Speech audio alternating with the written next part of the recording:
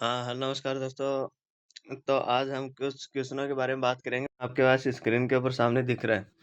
जैसे 48 भाग 6। तो 48 भाग 6 दे रखा है। इसके अंदर हम क्या करते हैं, सबसे पहले तो ये देखो, यहाँ लिखेंगे 48 भाग 6। 48 के अंदर किसका भाग जा रहा है? 6 का भाग जा रहा है। 6 का भाग कितनी बार जाएगा? कितनी बार जाएगा? 8 बार। कितनी बार जाएगा? 8 बार। 8 बार जाएगा तो यहाँ पर क्या होगा? शेषफल क्या बचेगा? 0। तो शेषफल क्या रह गया? 0। तो भाग पूरी पूरी बार कितनी बार जा रहा है? 8 बार। तो इसके अंदर देखो, आपके पास 8 किसी में आ रहा है क्या? 8 किसी में आता हुआ आपको नज़र आ रहा है क्या? 8 आपको आता हुआ नज़र आ रहा है। कहाँ पर है? ऑप्शन नंबर सी के अंदर। ऑप्शन नंबर सी के अंदर। ये आपका क्या हो गया? आंसर हो गया। जिसके बाद में देखो हमारे पास क्या होगा? जिसके बाद में देखो हमारे पास क्या होगा? ये रहा।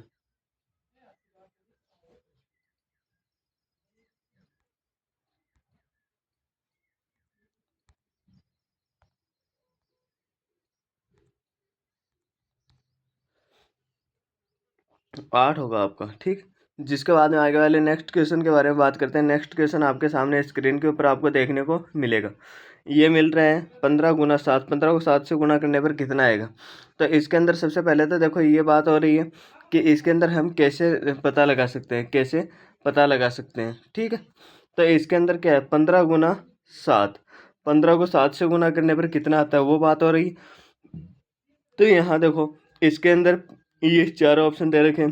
तो इसको एक बार इससे गुणा कर लो कि 7 में जो 35। 35 को 5 आस पास आएगी 3, जिसे हम कैरी की भी बोलते हैं, ठीक है।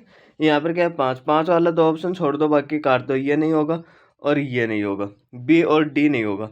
अब इसके अंदर ए और सी के अंदर पता नहीं है हमें, तो इधर क्या होगा? अब इसको और इसको गुणा करो। 7 एकम 7। 7 में 3 जोड़ोगे 10। तो क्या है? 105। 105 किसके अंदर है? सी के अंदर है।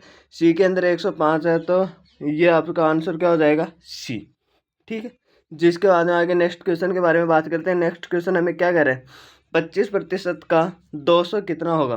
तो इधर अब आप क्या लिखोगे? इधर अब आप लिखोगे कि 25% गुणा 200।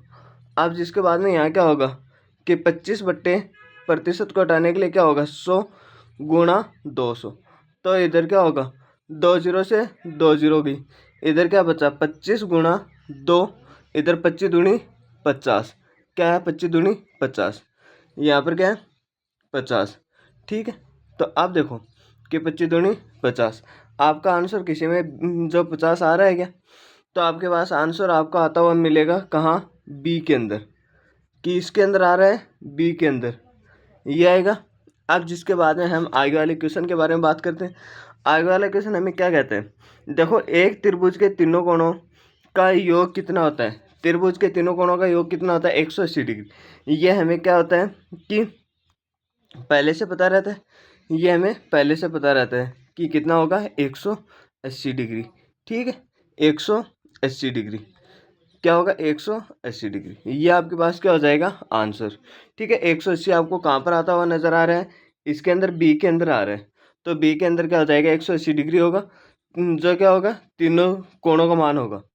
अब जिसके बाद में आगे वाला 5 का क्वेश्चन के बारे में बात करते हैं कि इधर ये लिखा हुआ है 0.75 का भिन्न रूप क्या है? भिन्न रूप की बात हो रही है, किसकी हो रही है? 0.7 और 5। अब इधर ये लिखा हुआ है, तो हम इसको ये लिख सकते हैं क्या? क्या मैं नीचे लिख देता हूँ 0.75 गुणा 100/100। तो इधर क्या होगा? इसको हम गुणा करेंगे तो हमारे पास ये बनेगा कि इसको हम 75 को 100 से गुना करेंगे तो बनेगा 75/100। क्या बन गया? 100। 25 से 3 बार कटेगा ये ऊपर वाला, और नीचे वाला 4 बार। तो आपके पास आंसर आएगा 3/4। 3/4 आपको कहाँ पर दिख रहा है? 3/4 आपको कहाँ पर दिख रहा है? 3/4 आपको एक के अंदर दिख रहा है। किस में दिख रहा है? एक के अंदर। तो आपका आंसर क्या होगा? ए। क्या होगा? ए। ये आपके पास क्या होगा? एक आंसर जो क्या होगा? 5 में ए आएगा। अब जिसके बाद में आगे वाले क्वेश्चन के बारे में हम बात करना चाहते हैं। तो 6 का क्वेश्चन देखो क्या कह रहे हैं। 6 का क्वेश्चन हमें बोल रहा है कि 9 का वर्ग क्या होगा? 9 का वर्ग क्या होता है? 9 का वर्ग दे रखा है, तो क्या होगा? 9 गुणा 9 9 को 9 से गुना करोगे कितना बनेगा 81, 9 9 81। आपका आंसर क्या आएगा 81 आएगा। ठीक है, तो इसके अंदर 81 कहाँ पर दिख रहा है, सी के अंदर दिख रहा है, सी के अंदर दिख रहा है, तो आपका आंसर क्या हो जाएगा सी हो जाएगा। जिसके बाद में हम आगे वाले क्वेश्चन के बारे में बात करते हैं, 7 के क्वेश्चन के बारे में। 7 का क्वेश्चन हमें क्या कह रहे हैं कि 1 किलोग्राम 1 किलोमीटर, 1 किलोमीटर में कितने मीटर होते हैं, 1 किलोमीटर में कितने मीटर होते हैं। तो हमें क्या है 1 किलोमीटर में 1 किलोमीटर, 1 किलोमीटर बराबर होगा 1000। क्या होगा 1000। जो 1 किलोग्राम की बात की जाए तो भी हमारे पास क्या होगा 1000 ग्राम होगा, 1000 ग्राम होगा।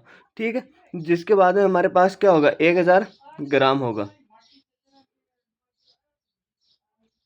यहाँ पर 1000 1 किलोमीटर के बारे में बात हो रही है, तो किसकी बात हो रही है 1 किलोमीटर की। अब जिसके बाद में हम, तो इसके अंदर कौन से ऑप्शन में दिख रहा है सी में, तो ये आपका आंसर हो जाएगा। जिसके बाद में आगे वाला क्वेश्चन देखते हैं। एक वर्ग की भुजा 6 सेमी है, एक वर्ग की भुजा 6 सेमी है, उसका क्षेत्रफल भुजा वर्ग, वर्ग आपके पास कैसा बनता है, वर्ग कैसा बनता है, वर्ग वर्ग कैसा बनेगा, वर्ग आपको मतलब कि पता होगा कि जिसकी लगभग चारों भुजाएं क्या होगी, ऐसा वर्ग बनता है। कैसा वर्ग बनता है, ऐसा। जिसके अंदर ये बताया गया है कि जिसकी 6 सेमी भुजाएं, कितनी भुजाएं 6 सेमी, कितनी है 6 सेमी। 6 सेमी का मतलब क्या हो गया कि इसकी प्रत्येक एक भुजा क्या है 6 सेमी की, तो सारी भुजा क्या होगी 6 सेमी की होगी। तो इसके अंदर हमें ये होगा कि भुजा का क्षेत्रफल क्या होता है, भुजा का क्षेत्रफल की बात की जाए, जो सॉरी भुजा का नहीं, वर्ग का क्षेत्रफल क्या होता है एल स्क्वायर, जिसे हम क्या बोल सकते हैं एल स्क्वायर, या फिर हम जिसको बोल सकते हैं भुजा भुजा स्क्वायर। क्या बोल सकते हैं भुजा, भुजा स्क्वायर कितनी है, भुजा कितनी दे रखी है 6 सेमी, तो क्या होगा 6 का स्क्वायर। तो इधर क्या होगा 6 गुणा 6, 6 को 6 से गुणा करोगे कितना आ रहा है 36। इधर क्या है सेमी में है, तो सेमी को सेमी से गुणा करेंगे कितना बनेगा सेमी स्क्वायर। सेमी को किससे गुणा करोगे सेमी से, तो कितना बनेगा सेमी स्क्वायर। ठीक, ये बनेगा। तो इधर क्या होगा 6 को 6 से गुणा करने पर कितना आ रहा है 36, क्या आ रहा है 36 सेमी स्क्वायर। अगर हम परिमाप की बात करें जाए तो परिमाप होगा 4 गुणा भुजा, जिसके अंदर एक ही बार सेमी होता है, सेमी स्क्वायर नहीं होता है। अब जिसके बाद में हम आगे वाले क्वेश्चन के बारे में बात करते हैं। 9 का क्वेश्चन देखो, इसके अंदर क्या कह रहा है 84 और 56 का महत्तम समापत्ति, जिसे हम एल शेप बोलते हैं। एक तो होता है एल शेप और एक होता है एस शेप। इसके अंदर सबसे पहले देखो किसका लेना है 84 का लेना है, 84 और 56 का महत्तम समापत्ति। तो इधर हम सबसे पहले किसकी बात करते हैं 84 के अंदर किसका भाग जा रहा है 2 का, 2 का भाग कितनी बार जा रहा है 42, 42 में 2 का 21, 21 में 3 का 21 में 3 का 7, 7 में 7 का और 1। अब जिसके अंदर 56, 56 के अंदर किसका भाग जा रहा है 2 का, कितनी बार जा रहा है 28, 28 में 2 का 14, 14 में 2 का, और इधर क्या है 7, 7 में 7 का और क्या बचा 1। अब इसके अंदर देखो ये एक क्या हो गया, इसके अभाज्य गुणनखंड हो गए। अभाज्य गुणनखंड के अंदर क्या है 2 है 3 और 7। इसके अंदर क्या है 2 2 2 और 7। तो हम अब इसके अंदर क्या लिखेंगे, इसके अंदर हम आगे ये लिखेंगे कि हम इसके अंदर ये लिखेंगे, क्या लिखेंगे, इसको हटा देते हैं। जिसके बाद में देखो यहाँ पर लिखेंगे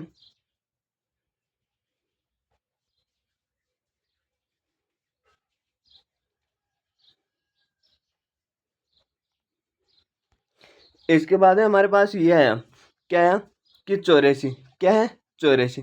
तो इधर क्या है 84, 84 बराबर क्या आया 2 गुना 3 गुना 7। और इधर क्या है 56, 56 के अंदर हमारे पास क्या है 2 गुना 2 गुना 2 गुना 7।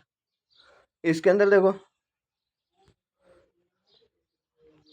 तो इसके अंदर देखो 2 2 तो ये आ रहा, इसमें भी है, इसमें एक साथ ये आ रहा। तो इधर क्या होगा, इधर हम लिखेंगे 2 गुना 2 गुना 7। इधर क्या होगा 7 दूनी 14, 14 दूनी 28, 14 दूनी 28। आपके पास कहीं भी एच सी एफ आ रहा है क्या, हाँ जो कि 28 एच सी एफ आ रहा है। 28 एच सी एफ कहाँ पर आ रहा है हमारे पास, ये डी के अंदर देखने को मिलेगा। किसके अंदर मिलेगा डी के अंदर। तो ये आपका आंसर क्या हो गया डी। अब जिसके बाद में हम आगे वाला क्वेश्चन देखते हैं। आगे वाला क्वेश्चन हमें क्या कहता है, ये आपका लास्ट क्वेश्चन रहेगा। लास्ट क्वेश्चन हमें बोलता है 3/5 + 1/5 तीन 3/5, 3/5, 3/5 प्लस 1/5, 1/5। इसके अंदर क्या है, हर दोनों में समान है तो इधर बट्टे में क्या आएगा 5।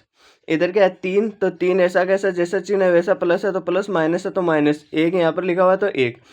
अगर नीचे हर चेंज होता है तो हम ऐसे नहीं कर सकते सीधा सीधा, तो 3 में 1 जोड़ोगे कितना बनेगा 4/5, नीचे जैसा है वैसा का वैसा आएगा। तो आपका आंसर कितना आ गया 4/5। 4/5 हमारे पास कहाँ पर है, 4/5 हमें कहाँ पर दिख रहा है, इसके अंदर सी के अंदर देखने को मिल रहा है, आपको देखने को मिला। ये थी आज हम आपको 10 क्वेश्चन करवाए थे। Thank you.